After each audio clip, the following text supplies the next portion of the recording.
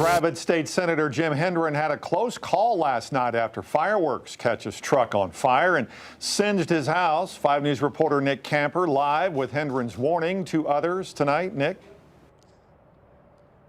Yeah, well, this weekend is about fireworks, not fire trucks. State Senator Jim Hendren says his family is lucky that firefighters got to his house last night when they did, after some spent fireworks caught on fire again and nearly burned his house down. The lesson here is never assume spent fireworks are safe. District 2 Senator Jim Hendren of Gravette and his family were celebrating their annual fireworks show with their church. Everything went off without a hitch until around 10 o'clock. That is when some of the spent fireworks sitting in the bed of the truck caught fire and engulfed his vehicle in flames. The senator says flames reached 6 feet high. Hendren says they sprayed the fireworks down with water just after the show. Springdale Fire Captain Matt Bagley says professional fireworks shows are recommended by fire departments because commercial fireworks are not as safe.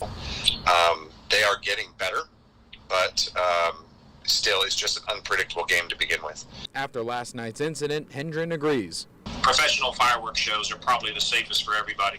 Hendren says the carport took some damage, but everything else was okay. No one was hurt. He says he is thankful for the Benton County first responders because the result could have looked a lot different.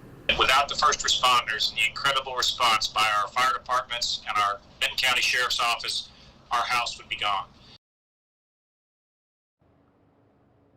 Well, Matt Bagley with the Springdale Fire says people should avoid private fireworks shows altogether, but if you do happen to do them, you should be keeping the fireworks 50 feet away from any structure. That includes cars, and you should keep a 5-gallon bucket of water there next to you so you can soak those fireworks afterwards. Covering news where you live, Nick Camper, 5 News.